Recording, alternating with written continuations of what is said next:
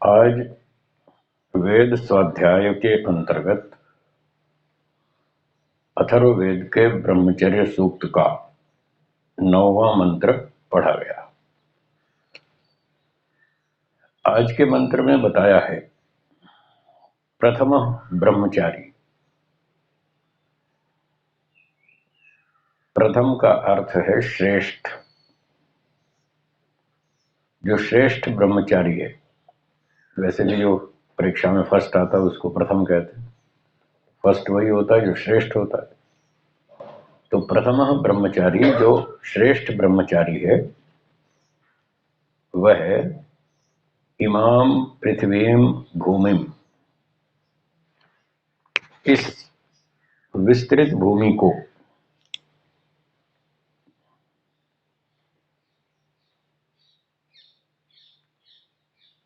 भूमि शब्द यहां विशेष्य है और पृथ्वी, पृथ्वीम ये इसका विशेषण है। वैसे तो पृथ्वी और भूमि पर्यायवाची शब्द लगते हैं आपको, पर यहां पर्यायवाची नहीं है, यहां विशेषण विशेष्य है। पृथु विस्तारे एक धातु है संस्कृत में, पृथु विस्तारे, इसका अर्थ होता है विस्तृत। तो पृथु विस्तारे से जो पृथ्वी शब्द बनाया, इसका अर्थ हो गया विस्तृत, लंबी चौड़ी, ये विशेषण बन गया। और विशेष्य है भूमि, ये जो लंबी चौड़ी जमीन है जिस पर धरती पे हम रहते हैं। तो ये जो विस्तृत भूमि है, लंबी चौड़ी जो भूमि है, इमाम इस भूमि को, और दिवम च और द्युलोक को, भूमि लोक और द्युलोक, वही कल भी यही बात चल रही थी, जो भूमि लोक और द्युलोक दोनों को वो ब्रह्मचारी भिक्षाम आजभार, भिक्षा में ले आता है। पुराने समय में जो गुरुकुल शिक्षा पद्धति थी वेदों के आधार पर, उसमें ये व्यवस्था थी कि गुरुकुल से ब्रह्मचारी गांव नगर में भिक्षा मांगने जाते थे। और वैदिक शासन था, वैदिक परंपराएं थी, राजा की सारी व्यवस्था वेदों के अनुकूल होती थी। तो सब ग्रामीण और नागरिक लोग अपने बच्चों को गुरुकुल भेजते थे। तब ऐसे नगरों में स्कूल नहीं होते थे, गुरुकुल होते थे, तो सबके बच्चे गुरुकुल पढ़ते थे। तो उनकी भोजन व्यवस्था ये होती थी कि ब्रह्मचारी गांव में नगर में भिक्षा मांगने जाते थे, तो वहां से जो भिक्षा मिलती थी वो गुरुकुल में ले आते थे। अब गांव नगर के जो नागरिक लोग थे और ग्रामीण लोग थे, वो ये सोचते थे कि हमारा बच्चा भी तो गुरुकुल गया पढ़ने, वो भी किसी के घर गया होगा भिक्षा मांगने, तो हमारा बच्चा किसी और के घर गया, किसी दूसरे का बच्चा हमारे घर आया, तो इसको भोजन देना चाहिए नहीं या नहीं देना चाहिए? देना चाहिए। तो सब लोग उन ब्रह्मचारियों को भिक्षा देते थे, अच्छी अच्छी वस्तुएं, खाना पीना, ये वो जो भी और भी जरूरत की जो वस्तुएं होती थी सब देते थे। तो ब्रह्मचारी गुरुकुल से निकलता था, गांव नगर में जाकर के वहां से भिक्षा लेकर आता था, और उसमें पृथ्वीलोक और द्युलोक सब ले आता था। पैसा मिले, सोना चांदी मिले, बर्तन मिले, जो भी मिले सब ले आता था, क्योंकि सब चीज की जरूरत पड़ती है, सिर्फ रोटी से थोड़ी पेट भरता है, उससे तो जीवन नहीं चलता ना, और भी तो कितना सामान चाहिए जीने के लिए। तो गांव नगर के लोग ब्रह्मचारी को अच्छी अच्छी वस्तुएं भिक्षा में देते थे। और जो ब्रह्मचारी जितना अच्छा बुद्धिमान होता था, जितना प्रभावशाली होता था, जितना कुशल होता था विद्या में और अन्य गुणों में, तो उतनी बढ़िया भिक्षा लेकर आता था। लोग उससे प्रभावित होते थे और वो अच्छी अच्छी भिक्षा देते थे।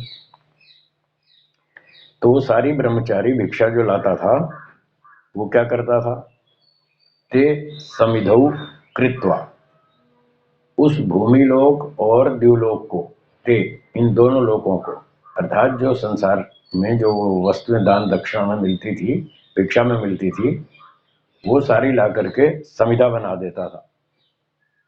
और समिधा बनाकर समिधौ कृत्वा उपासते, वो आचार्य के समर्पित कर देता था। लो जी, आज भिक्षा में ये मिला है, आज ये मिला है, आज ये मिला है।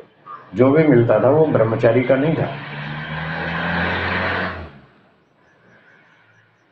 वो आचार्य का होता था, क्योंकि उसकी सारी देखभाल तो आचार्य कर रहा है।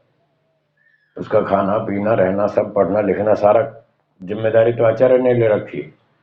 तो वो तो आचार्य के बिहाफ पर है, उसके कहने पर, उसके निर्देश पर, उसके आदेश पर भिक्षा मांग के लाता था। आचार्य ने कहा जाओ गांव में जाओ भिक्षा मांग कर लाओ, तो वो जो भी लाता था वो आचार्य का है, ब्रह्मचारी का नहीं। तो ला के सब कुछ समर्पित कर देता था। फिर आचार्य उसकी व्यवस्था करता था, भाई इसको कुछ भोजन अपने लिए रख लिया, कुछ ब्रह्मचारियों को बांट दिया, चलो भाई सारे खा लो। और कोई धन मिला, कोई और वस्तु मिली तो वो गुरुकुल में सबके उपयोग में आती थी। तो एक परिवार की तरह से रहते थे, इसलिए उसको गुरुकुल कहते हैं। कुल एक परिवार होता है, तो वो गुरु जी का परिवार है। जहाँ बच्चे का जन्म हुआ वो माता पिता वाला, वो अपना माता पिता वाला परिवार था, ये गुरु जी का परिवार है। तो सारे ब्रह्मचारी आचार्य के साथ उस गुरुकुल में परिवार की तरह रहते थे, और जो भी आता था सब मिल बांट करके खाते थे। सहनौ भुनक्तु, विद्या पढ़ते समय ये मंत्र बोलते हैं, जो भी मिलेगा सब मिलके खाएंगे पिएंगे भोगेंगे जो भी। वहाँ खाना पीना अर्थ नहीं है भुनक्तु का, सेवन करना। जो भी मिलेगा हम मिलकर सेवन करेंगे, हमारी सबकी संपत्ति एक है, कोई अलग अलग नहीं है। आचार्य मजे से खाता रहे, ब्रह्मचारी भूखा बैठा रहे, ऐसा चलेगा? ऐसा नहीं चलेगा ना। पहले ब्रह्मचारी को खिलाएगा फिर खुद खाएगा, अथवा इतना पर्याप्त होगा थोड़ा सा अपने लिए रख लेगा, बकेगा बाकी तुम लोग खाओ। तो जैसे भोजन है ये एक प्रतीक मात्र है कि आचार्य भी खाए विद्यार्थी भी खाए। ऐसी और संपत्ति चीजें, मोटर गाड़ी है और सामान है और कपड़े बर्तन बिस्तर पुस्तक जो भी सामान है वो सारे मिलकर प्रयोग करते थे। इसलिए कहा सहनौ भुनक्तु, जो भी हमारे पास संपत्ति हो हम मिलकर उसका प्रयोग करें। तो ये व्यवस्था होती थी। और आचार्य कोई ऐसे सैलरी वेतन नहीं लेता था, वो बस भिक्षा पर ही उसका जीवन चलता था। जो भी भिक्षा में आएगा उसी से अपना गुजारा करेंगे। वो समाज का सेवक होता था, नौकर नहीं। हाँ, नौकरी अलग चीज है, सेवा अलग चीज है, दोनों में फर्क है। वो समाज का सेवक है, समाज की सेवा करता है, नौकरी नहीं करता। नौकरी और सेवा में क्या अंतर है? नौकरी में बंधन होता है और सेवा में स्वेच्छा होती है। आप अपने ऑफिस में 3 नौकर रखते हैं, 2 स्टाफ के, एक पानी पिलाने वाला। वो आपके नौकरी करते हैं, उनका टाइमिंग होता है सुबह 9 से शाम के 6 बजे तक, 7 बजे तक, जो भी आपने फिक्स कर रखा है। तो वो कॉन्ट्रैक्ट साइन कर चुके हैं, वो बंधन में है कि साहब हम 9 से लेके शाम को 7 बजे तक आपके ऑफिस में काम करेंगे और इतनी हमको तनख्वाह देंगे आप।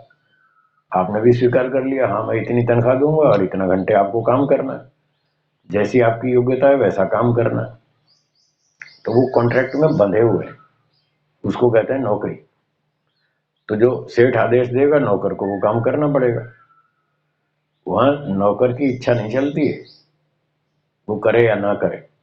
सेठ उसको ये नहीं कहता भाई देखो ये काम है, आपकी इच्छा हो तो कर लो, नहीं हो तो कोई बात नहीं। वहां ऐसा नहीं चलता, वहां आदेश चलता है, जाओ ये काम करके आओ, ये मैसेज है फलाने आदमी को देकर आओ, ये चिट्ठी देकर आओ, इतना पैकेट लेकर आओ, ये सामान लेकर आओ। वहां आदेश चलता है नौकरी। और सेवा में अपनी इच्छा है, जितना हमारे पास बुद्धि है, योग्यता है, समय है, हमारी मर्जी है, हम किसी को सेवा करेंगे, सहायता देंगे, अपनी इच्छा से करेंगे। वहां नौकरी नहीं है, कोई बंधन नहीं है, कोई हम पर दबाव नहीं डाल सकता कि तुमको ये सब करना पड़ेगा। जैसे सेठ नौकर पे दबाव डालता है जाओ ये करके आओ, ऐसा दबाव सेवा में नहीं होता। सेवा तो स्वेच्छा से होती है, और जितनी अनुकूलता है उतना काम करें। तो आचार्य जो होता है वो समाज सेवक होता है, नौकर नहीं होता, किसी से तनख्वाह नहीं लेता, कोई कॉन्ट्रैक्ट पे नहीं बंधा हुआ कि हमको इतना काम करना पड़ेगा। हम 24 घंटे संस्था में रहते हैं, संस्था का काम करेंगे, अपना भी ध्यान रखेंगे, समाज का भी, परिवार जो गुरुकुल है ब्रह्मचारी सबका ध्यान रखेंगे, और अपनी इच्छा से काम करेंगे, उसको कहते हैं सेवा। इसलिए आचार्य जो है वो वेतन नहीं लेता था, जो भी भिक्षा में मिला उसी में अपना गुजारा करता था। और जब वो विद्वान होता था आचार्य, तो अपने विद्यार्थियों को बढ़िया बढ़िया विद्या सिखाता था, बढ़िया बढ़िया शिक्षा देता था, उनके गुणों का विकास करता था, उत्तम आचरण सिखाता था और पढ़ाई लिखाई भी बहुत अच्छी कराता था। उसके इस प्रशिक्षण से और जो विद्या पढ़ाने से विद्यार्थी बहुत अच्छे तेजस्वी बनते थे, और वो तेजस्वी विद्यार्थी गांव नगर में जाकर भिक्षा मांग कर लाते थे। वो जितना जनता को प्रभावित करते थे उतना ही उनको दान दक्षिणा अधिक मिलती थी या भिक्षा अधिक मिलती थी। वो सारी आचार्य के हवाले कर देते थे। फिर आचार्य व्यवस्था करते थे, भाई इतना तुम खाओ, इतना तुम खाओ, इतना मैं खा लूंगा, ऐसे मिलजुल करके चलता। इस प्रकार से जो ब्रह्मचारी है वो जो भी भिक्षा में लाया, पृथ्वीलोक और द्युलोक, सामान्य वस्तुएं और बढ़िया बढ़िया वस्तुएं, वो सारी आचार्य के समर्पित। इस तरह समिधौ कृत्वा उपासते, वो सारी समिधा बनाकर उसकी आचार्य के समर्पित करता था। फिर कहते हैं तयोः विश्वभुवनानि अर्पिता, उन्हीं दो लोकों में, दो लोक पृथ्वीलोक और द्युलोक, अर्थात सामान्य वस्तुएं और विशेष वस्तुएं। ये पृथ्वीलोक सामान्य वस्तुएं और द्युलोक विशेष वस्तुएं। सामान्य वस्तुएं दाल रोटी सब्जी जो भिक्षा में मिली थी, और विशेष वस्तुएं कोई पैसे मिल गए, कोई और अच्छी वस्तु मिल गई, सोना चांदी मिल गया, और क्या क्या भी मिलता था। तो जो भी सामान अच्छा अच्छा मिलता था वो भी और सामान्य भी, वो सारे की सारी वस्तुओं में विश्वभुवनानि अर्पिता, सारे लोक लोकांतर उसी में समर्पित हैं, उसी में सम्मिलित हैं। मतलब जो भी बिस्तर चाहिए, तो ब्रह्मचारी बोलता था गुरुकुल में ठंड पड़ रही है, बिस्तर की कमी है, भिक्षा में बिस्तर दीजिए। तो वो जानते थे नागरिक लोग, गांव के लोग, कि हमारा बच्चा भी ठंड में मर रहा होगा, तो ये भी ठंड में मर रहा है, तो इसको भी दो बिस्तर। हम इसको देंगे तो कोई हमारे बच्चे को भी देगा, हम इसको खिलाएंगे तो कोई हमारे बच्चे को भी खिलाएगा। तो बिल्कुल आत्मीयता से उसको सब कुछ देते थे, कोई कमी नहीं रहती थी। तो विश्वभुवनानि, सारी वस्तुएं जो भी आवश्यकता की हैं वो सब इसी भिक्षा में शामिल होती थी। फिर क्या कमी है, सब कुछ मिलता है। तो ये प्राचीन काल की व्यवस्था थी।